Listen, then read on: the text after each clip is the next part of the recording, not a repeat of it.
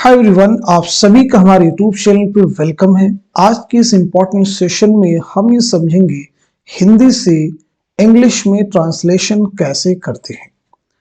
ये एक्चुअल में आपका जो यूपी बोर्ड का एग्जाम होता है उसमें आपको एक पैसेज मिलता है और उसे आपको हिंदी से इंग्लिश में ट्रांसलेट करना होता है। ये बहुत सारे एग्जाम होते हैं जिसमें पैसेज को हिंदी से इंग्लिश में ट्रांसलेट करना होता है, तो उसको कैसे करेंगे इस सेशन में उसी चीज को हम कवर करेंगे। हम आपको पैसेज को पूरा ट्रांसलेट करके समझाएंगे।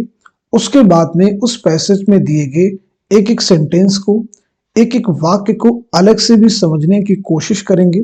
हम ये देखेंगे कि उस सेंटेंस में कौन सा टेंस इस्तेमाल किया गया है, यूज मिलाया गया है, और उस सेंटेंस में सबसे पहले हम किसको पुट करते हैं और सबसे बाद में किसको पुट करते हैं, यानी सेंटेंस का स्ट्रक्चर क्या होगा, इसी चीज पर हम फोकस करेंगे। तो चलिए शुरू करते हैं आज की ये इंपॉर्टेंट क्लास। सबसे पहले आपके सामने देखिए एक पैसेज है, वर्षा ऋतु सभी ऋतुओं से अच्छी होती है। यहाँ पे देखिए ये सेंटेंस कंप्लीट हो गया है, तो पहले हम इसको ट्रांसलेट करेंगे। वर्षा ऋतु ये हमारा क्या है, सब्जेक्ट है। तो वर्षा ऋतु की सबसे पहले हम इंग्लिश बनाएंगे, यानी वर्षा ऋतु की इंग्लिश क्या हो जाएगी, रेनी सीजन। रेनी सीजन जो है वर्षा ऋतु की इंग्लिश हो जाएगी। वर्षा ऋतु सभी ऋतुओं से अच्छी होती है, तो होने की इंग्लिश यहां पे हम क्या बनाएंगे, इज है, यानी इज बेटर। अब बेटर लगाया तो उसके साथ में क्या लगाएंगे, then, better than all seasons, सभी ऋतुओं से, यानी क्या हो जाएगा, ऑल सीजन्स। ठीक है जी, तो ये सेंटेंस हो गया। दूसरा सेंटेंस देखें, इस पैसेज में दिया गया है, चारों ओर हरियाली दिखाई देती है। ये चारों ओर है, चारों ओर हरियाली दिखाई देती है, यानी चारों तरफ हरियाली दिखाई देती है, इस बात को समझेंगे। अब हरियाली की इंग्लिश क्या होगी, यानी क्या चीज दिखाई देती है, हरियाली दिखाई देती है। तो हरियाली ही हमारा इस सेंटेंस में क्या है, सब्जेक्ट है। तो सबसे पहले हम हरियाली की इंग्लिश बनाएंगे। तो हरियाली की इंग्लिश क्या होती है, ग्रीनरी। ग्रीन हमारा एडजेक्टिव है, ग्रीनरी क्या हो जाएगा, नाउन हो जाएगा। तो ग्रीनरी इज विजिबल, दिखाई देती है, यानी क्या हो जाएगा, विजिबल।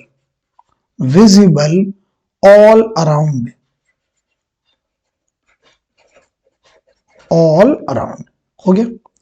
आगे देखें, कृषि के लिए वर्षा बहुत महत्वपूर्ण है। कृषि के लिए वर्षा बहुत महत्वपूर्ण है। क्या चीज महत्वपूर्ण है, तो मालूम हो गया वर्षा। समझिएगा, स्टार्टिंग में ऐसा नहीं कृषि आ गया तो कृषि हमारा सब्जेक्ट रहेगा, बिल्कुल नहीं। ठीक, उस सेंटेंस में देखेंगे सब्जेक्ट क्या हो, कृषि के लिए, तो यानी फॉर एग्रीकल्चर, ये सब्जेक्ट हो नहीं सकता, तो वर्षा हमारा क्या हो जाएगा, अगेन सब्जेक्ट हो जाएगा। तो सबसे पहले हम बनाएंगे रेन, यानी वर्षा की इंग्लिश क्या हो जाती है, रेन।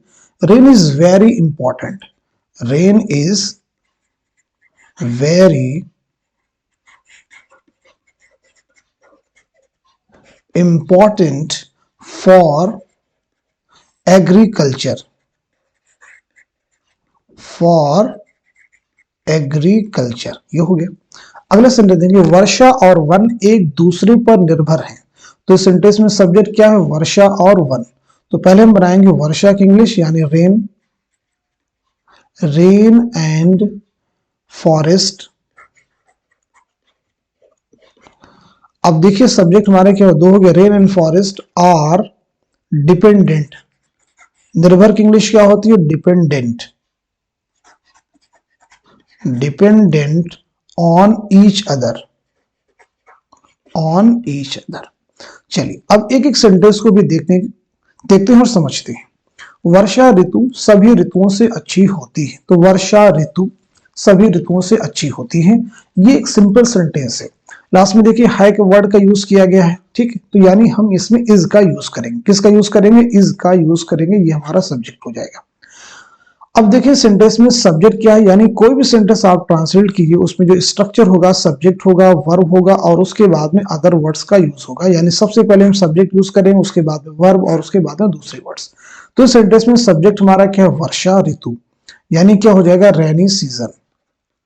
दोबारा से समझेंगे, रेनी सीजन होना, होने की इंग्लिश क्या हो जाएगी, इज। ठीक है, अब यहाँ पे जो बता रहे हैं ऋतुओं से अच्छी, तो यहाँ पे हम कंपैरेटिव डिग्री यूज कर रहे हैं और वो है बेटर। बेटर के साथ में देन यूज करेंगे, याद रखेंगे।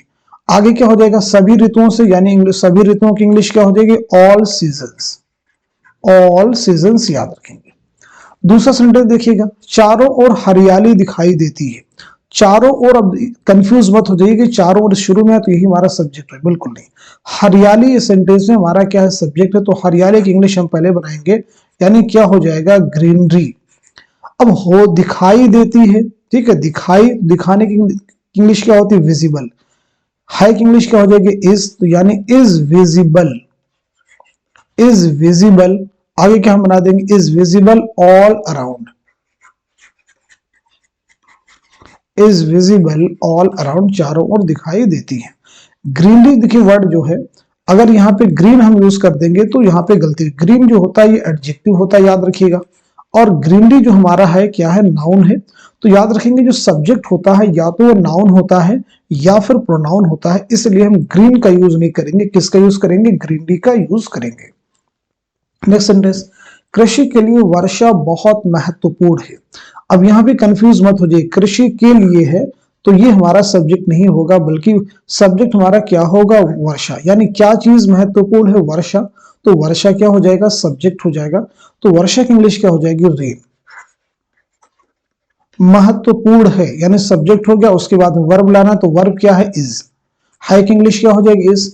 बहुत महत्वपूर्ण है तो बहुत महत्वपूर्ण की इंग्लिश क्या हो जाएगी, वेरी इंपॉर्टेंट। वेरी इंपॉर्टेंट किसके लिए, तो क्या हो जाएगा, फॉर एग्रीकल्चर। फॉर एग्रीकल्चर, ठीक है जी। तो यहां पे देखें सब्जेक्ट हो गया, वर्ब हो गया, इस तरह से हम इसको ट्रांसलेट करेंगे। नेक्स्ट सेंटेंस देखिएगा आपके सामने है, वर्षा और वन एक दूसरे पर निर्भर है। तो वर्षा और वन ये हमारा सब्जेक्ट है। और निर्भर की इंग्लिश क्या होती है भी समझाते हैं आपको, पहले ट्रांसलेट कर लेते हैं। रेन एंड फॉरेस्ट, एंड क्या होता है, कंजंक्शन होता है, जोड़ने का काम करता है। रेन एंड फॉरेस्ट आर, अब देखें यहां पे आर हम क्यों यूज कर रहे हैं, क्योंकि सब्जेक्ट हमारा क्या हो गया, प्लूरल हो गया। Rain and forest are dependent, dependent on each other. इस सेंटेंस में सीखने के लिए बहुत कुछ समझिएगा। रेन एंड फॉरेस्ट सब्जेक्ट हमारा क्या था, प्लूरल, तो हमने आर लगा दिया। अगर आपका सब्जेक्ट सिंगुलर होता है तो इज का यूज करते हैं सिंपल प्रेजेंट में। सब्जेक्ट अगर आपका प्लूरल हो जाता है तो हम आर का यूज करते हैं सिंपल प्रेजेंट में, याद रखेंगे। और आई के साथ में एम का यूज करते हैं, इस बात को समझ लीजिएगा। अब यहाँ पे एक वर्ड है डिपेंडेंट, तो याद रखेंगे डिपेंडेंट जो वर्ड है इसके साथ में ऑन का हम यूज करते हैं प्रीपोजिशन। और डिपेंडेंट की अगर हम पार्ट ऑफ स्पीच की बात करें तो ये क्या हो जाता है, एडजेक्टिव। इसका जो वर्ब होता है वो होता है डिपेंड। यहाँ पे हम डिपेंड नहीं यूज करें क्योंकि डिपेंड जो होता है ये वर्ब होता है, ठीक है जी। और इसकी एडजेक्टिव फॉर्म क्या होती है, डिपेंडेंट, याद रखना है।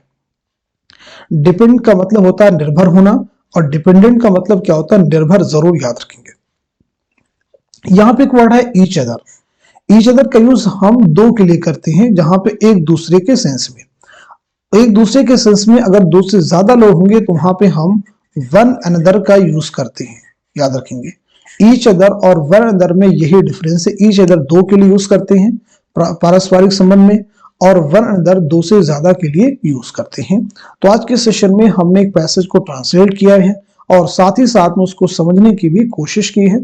तो आज के सेशन को यहीं तक रखते हैं, मिलते हैं अगली क्लास में।